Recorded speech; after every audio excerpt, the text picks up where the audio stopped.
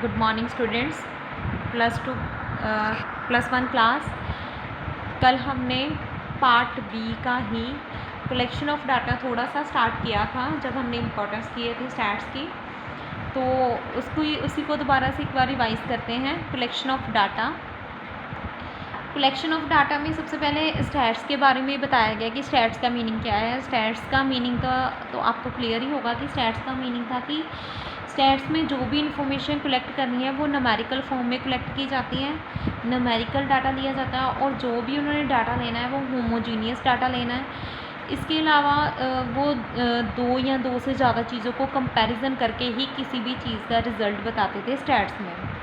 ठीक है, तो स्टैट्स में इसके अलावा स्टैट्स में क्वांटिटेटिव फैक्ट्स को लिया जाता था। क्वालिटी को कोई मायने नहीं रखती थी, क्वालिटी को नहीं मेजर करता था। क्वालिटी मतलब किसी की एज, हाइट, वेट, ये सब कुछ नहीं मायने रखता। ऑनेस्टी कितनी है, ट्रूथ कितना, ये सब कुछ नहीं मेजर करता था। उसने बस क्वांटिटेटिव आस्पेक्ट्स लेने हैं। स्टैट्स मीन्स डाटा और quantitative information capable of some meaningful conclusion. Quantitative information collect करनी है और उसके मीनिंगफुल कंक्लूजन निकालने हैं उसमें। ठीक है, तो इसके बाद हमने किया था कि कलेक्शन ऑफ जैसे मीनिंगफुल कंक्लूजन का मतलब क्या है कि जैसे हम एक स्टडी कर रहे हैं, फॉर एग्ज़ाम्पल कि कहते हैं कि देयर आर 8 शुगर मिल्स इन हरियाणा। उसको कंपेयर करना है कि पंजाब में शुगर मिल्स कितनी है। मतलब दो चीज़ों को या दो से ज़्यादा चीज़ों को कंपैरिजन करके बताना है। ठीक है, total cattle population of the world 50% belong to India. 50% जो पॉपुलेशन है वर्ल्ड की, पशुओं की पॉपुलेशन जो है 50% वो बिलोंग करती है इंडिया से।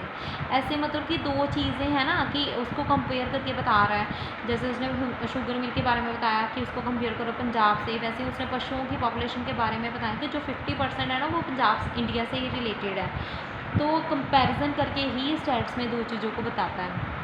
दूसरा क्वांटिटेटिव एस्पेक्ट्स लेने हैं। ये थर्ड ये तो 3 पॉइंट्स याद रख लो स्टैट्स में। एक क्वांटिटेटिव एस्पेक्ट्स लेता है, जो भी इन्फॉर्मेशन कलेक्ट करनी है क्वांटिटेटिव इन्फॉर्मेशन कलेक्ट करनी है, न्यूमेरिकली एक्सप्रेस करते हैं। एक थर्ड वन है कंपैरिजन करके बताता है किसी चीज़ के बारे में, कंपेयर करना उस दो चीज़ों को। ठीक है, आगे आज हम स्टार्ट करेंगे। कल भी हमने थोड़ा सा किया था इसका collection of data. Collection of data में डाटा कलेक्ट करने के सोर्सेज हैं।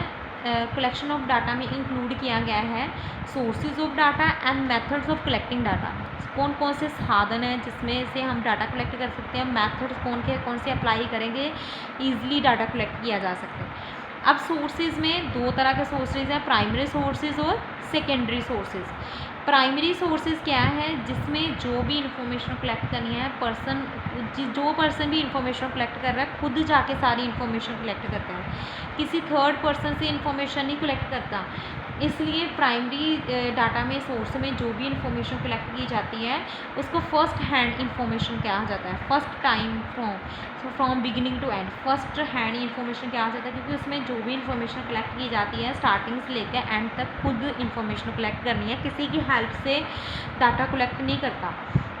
जैसे कहता है प्राइमरी सोर्सेज का, और क्या कह सकते हैं कि you want to know about, हम जानना चाहते हैं कि लोगों, देश के लोगों का, हमारे टाउन में के लोगों के, कस्बे के लोगों का क्वालिटी ऑफ लाइफ कैसा है, लोग कैसा जीवन जी रहे हैं, लोगों को कितना एक्सपेंडिचर कर रहे हैं, खर्चा कर रहे हैं, कितने लोग सर्वाइव कर रहे हैं, ये सारा कुछ सर्वे करके बताना है। और ये जो सारी इन्फॉर्मेशन कलेक्ट करनी है ना, उस पर्सन ने खुद जाके सारी इन्फॉर्मेशन कलेक्ट करता है। ठीक है, किसी से थर्ड पर्सन से इंफॉर्मेशन नहीं लेता, फर्स्ट हैंड इंफॉर्मेशन खुद जाके बिगनिंग से लेकर एंड तक सारी इंफॉर्मेशन कलेक्ट करनी है, उसको कहते हैं प्राइमरी सोर्स। सेकेंडरी सोर्स है कि जिसमें ऑलरेडी एग्जिस्टेंस में होती है सारी इन्फॉर्मेशन, और उसी इन्फॉर्मेशन को यूज़ करके सारे रिजल्ट निकालते हैं। खुद जाके इन्फॉर्मेशन नहीं कलेक्ट करनी, एक पर्सन से सारी इन्फॉर्मेशन नहीं कलेक्ट करता। जो एजेंसियाँ, इंस्टीट्यूशंस ने ऑलरेडी सारी इन्फॉर्मेशन कलेक्ट की होती है ना, उसी को यूज़ कर लेता है। ठीक है, ऑलरेडी एग्जिस्टेंस में होती है, तो इसलिए इसको फर्स्ट हैंड इन्फॉर्मेशन नहीं कहते। ठीक है, फर्स्ट हैंड इन्फॉर्मेशन वो होती है जो खुद जाके क्वेश्चन इकट्ठी की जाए सारी। ठीक है, अदर पर्सन से क्वेश्चन पूछ के, आंसरिंग ऑफ क्वेश्चन के आंसर पूछ के सारी इन्फॉर्मेशन कलेक्ट करते हैं। नेक्स्ट अगर हमने ज़्यादा करना हो कि प्राइमरी डाटा क्या है, कि data collected by investigator for his own, इसमें प्राइमरी डाटा में इन्वेस्टर अपने पर्पस के लिए इंफॉर्मेशन कलेक्ट करते हैं। डाटा कलेक्ट बाय इन्वेस्टिगेटर जो इन्वेस्टिगेशन कर रहा है उसको खुद को इन्फॉर्मेशन चाहिए, इसलिए for the first time from beginning to end सारी शुरू से लेके एंड तक सारी इन्फॉर्मेशन कलेक्ट करता है, उसको प्राइमरी डाटा कहते हैं। These are collected from sources of origin मतलब स्टार्टिंग पॉइंट से ही सारी इन्फॉर्मेशन कलेक्ट की जाती है। ठीक है, इसकी एक आधी डेफिनेशन दी होगी वो कर लेना साथ में। तो प्राइमरी को ये तो मैंने बता ही दिया कि फर्स्ट हैंड इन्फॉर्मेशन कहा जाता है।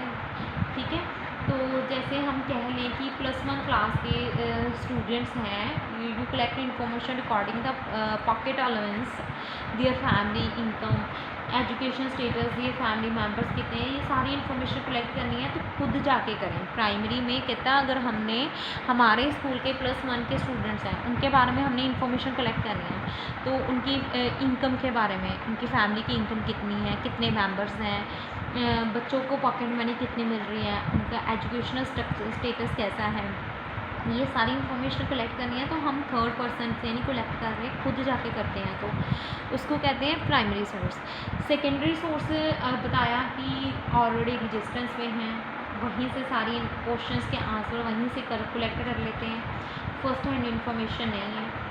ठीक है, जैसे फॉर एग्जांपल उन्होंने दी है कि हमने data relative to Indian railway के बारे में इंफॉर्मेशन कलेक्ट करनी है तो इंडियन रेलवे के लिए इंडियन रेलवे बोर्ड के पास जाना पड़ेगा इन्फॉर्मेशन लेने के लिए, और जो एनुअली पब्लिश्ड की हुई है उन्होंने रेलवे वालों ने जो पहले से इन्फॉर्मेशन कलेक्ट की हुई है वहीं से हम सारा डाटा कलेक्ट कर लेते हैं। खुद नहीं हमने कुछ खुद रिसेंटली सारा डाटा कलेक्ट नहीं किया, खुद नहीं की सारी इन्वेस्टिगेशन, बल्कि पहले से एग्जिस्टेंस में था उनके पास डाटा, वही ले लिया।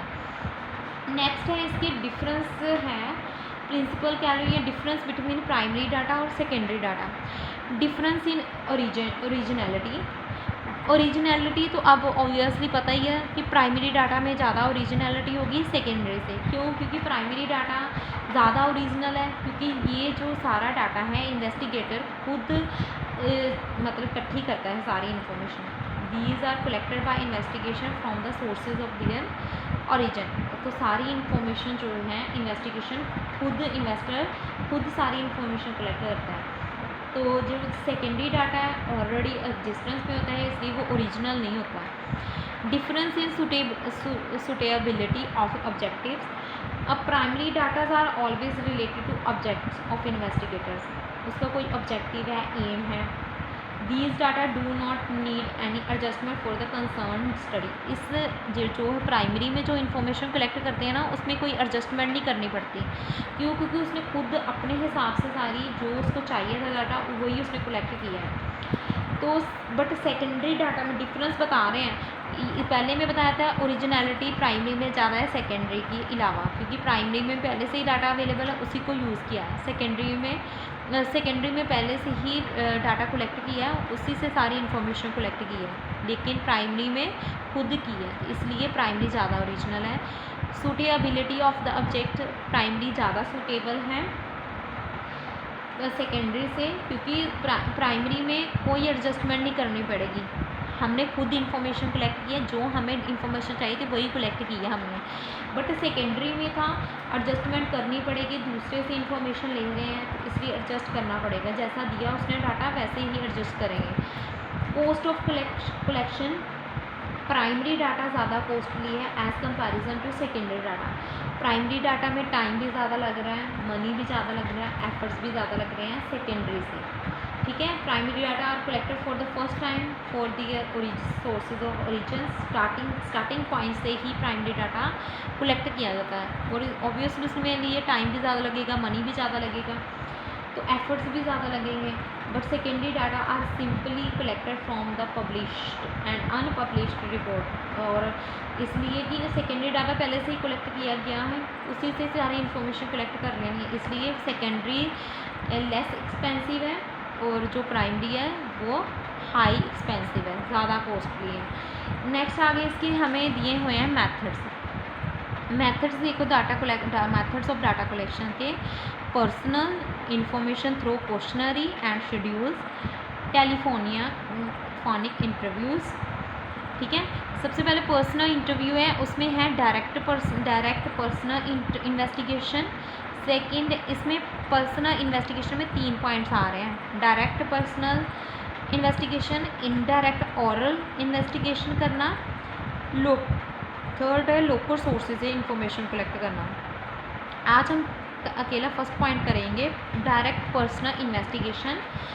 डायरेक्ट पर्सनल इन्वेस्टिगेशन ये वो मेथड है by which data are personally collected by investigation from the informants. इसमें डायरेक्ट से खुद ही क्लियर हो रहा है कि डायरेक्टली सारी इन्फॉर्मेशन इन्वेस्टिगेटर कलेक्ट करता है, पर्सनली जाके सारी इन्फॉर्मेशन कलेक्ट करता है, डायरेक्ट रिलेशन बनाता है with the person from whom information is to be. जिस पर्सन से उसने इन्फॉर्मेशन लेनी है उसके साथ डायरेक्टली जाके रिलेशन बनाता है, उससे सारी इन्फॉर्मेशन कलेक्ट करता है।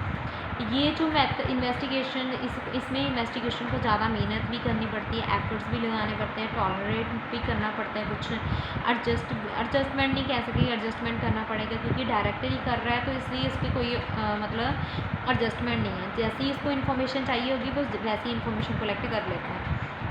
दूसरा, आगे इसकी मीनिंग में पहले इसका मीनिंग बताना है कि डायरेक्ट पर्सनली में सारा डाटा पर्सनली जाके कलेक्ट करता है और इसमें ज़्यादा एफर्ट्स लगते हैं, मेहनत ज़्यादा है, एफिशिएंट ज़्यादा अच्छा डाटा कलेक्ट हो जाता है। फिर आगे इसकी हमने सूटेबिलिटी करनी है, सूटेबल के कहाँ पे है। The field of investigation is limited, इसका फील्ड वर्क जो है लिमिटेड है, और information is to be captured secretly सारी इन्फॉर्मेशन कलेक्ट करते हैं, सभी को इस इन्फॉर्मेशन के बारे में नहीं पता चलता। एक्यूरेट डाटा आता है, 1-2-3 पॉइंट कर लेना, बुक में 5 दिए हुए हैं, कोई 2-3 पॉइंट कर लेना। ठीक है, great degree of originality, original data collect किया जाता है, इन्फॉर्मेशन सीक्रेटली कलेक्ट की जाती है, एक्यूरेट होता है डाटा, डायरेक्ट कॉन्टैक्ट बनाए जाते हैं और कॉन्टैक्ट बना के सारी इन्फॉर्मेशन कलेक्ट की जाती है। इन्वेस्टिगेशन डायरेक्ट कॉन्टैक्ट बना के ही इन्फॉर्मेशन कलेक्ट करता है। फिर इसके बाद हम इसके मेरिट्स करेंगे। मेरिट्स मतलब लाभ क्या है, ओरिजिनलिटी होती है, बिल्कुल एक्यूरेट डाटा कलेक्ट करते हैं, high degree of originality, original data है। एक्यूरेसी तो ऑब्वियसली होगी कि सारा डाटा एक्यूरेट मतलब बिल्कुल ठीक होगा। रिलायबिलिटी भी होगी, विश्वास किया जा सकता है क्योंकि इन्वेस्टिगेटर खुद सारी इन्फॉर्मेशन कलेक्ट कर रहा है तो इसलिए डाटा में जो डाटा कलेक्ट किया उसमें कोई डाउट नहीं होगा। Related information unnecessary, direct personal investigation में कोई अननेसेसरी डाटा नहीं कलेक्ट करेगा, जो उसको रिलेटेड अपने टॉपिक जो उसका टॉपिक है उससे रिलेटेड ही सारा इन्फॉर्मेशन कलेक्ट करता है, अननेसेसरी नहीं करता। यूनिफॉर्मिटी होती है इसमें, जो इन्वेस्टिगेशन जो सारी इन्फॉर्मेशन कलेक्ट करता है उसमें एक रूपता होती है। ठीक है, इट फैसिलिटीज़ कंपैरिजन करके ही सारी डाटा इन्फॉर्मेशन दी जाती है। इलास्टिक होता है, ये मेथड बड़ा इलास्टिक है, अपने अकॉर्डिंग जैसे वो किसी चीज़ में चेंज करना चाहता है कर सकता है, एडजस्टमेंट। ठीक है, ये देखो मेरिट्स दिए हैं जैसे आपके बुक में, originality, accuracy, reliability, related information, जो इन्फॉर्मेशन चाहिए वही उसने कलेक्ट करनी है, अननेसेसरी कोई इन्फॉर्मेशन नहीं कलेक्ट करता। यूनिफॉर्मिटी है, data collected by investigation himself from the informant, it facility comparison. Elastic है, जैसे भी उसको एडजस्ट करना पड़ेगा, can always make necessary adjustment in his set of question, जो उसने क्वेश्चन इकट्ठे किए इन्फॉर्मेशन उसमें अगर एडजस्टमेंट करना तो कर सकता है अपनी मर्जी से। डीमेरिट्स की है, difficulty to cover wide areas, ये बड़े एरिया को कवर नहीं कर पाएगा क्योंकि इसमें सारी इन्फॉर्मेशन खुद जाके कलेक्ट करनी है तो इसलिए हर एक पर्सन के पास जाके इन्वेस्टिगेशन करना ईजी नहीं है। पर्सनली बाइजेस, इस मेथड में बाइजेस मतलब होता है पार्शियलिटी, इन्वेस्टिगेटर कहीं ना कहीं इसमें पार्शियलिटी होने का भी है पॉसिबिलिटी। डाटा में लूज दिए क्रेडिबिलिटी मतलब इसमें हो सकती है बाइजेस, पार्शियलिटी हो सकती है। पोस्टली है, लिमिटेड कवरेज है, इसका एरिया स्मॉल है क्योंकि हर एक पर्सन के जाके खुद इंफॉर्मेशन कलेक्ट करना है तो कई बार ज़्यादा कवरेज होने के कारण हम गलत भी रॉन्ग कंक्लूजन भी निकाल सकते हैं। Area of investigation is generally small, the result are less representative, limited cover in this manner area of investigation small है तो ठीक रहेगा, नहीं है इसने लिमिटेड कवरेज को ही कवर करना है, लार्ज स्केल पे कवरेज नहीं पूरा कर सकता है, क्योंकि अगर एरिया बड़ा होगा, टाइम ज़्यादा, एफर्ट ज़्यादा, मनी ज़्यादा लगनी है, एफर्ट ज़्यादा लगने हैं, तो इसलिए लिमिटेड कवरेज तक ही ये मेथड ठीक है। अगर कहें कि ज़्यादा इन्फॉर्मेशन कलेक्ट करने के लिए ये मेथड ठीक है, वो नहीं। ठीक है, आगे हम नेक्स्ट क्लास में इनडायरेक्ट ऑरल इन्वेस्टिगेशन करेंगे।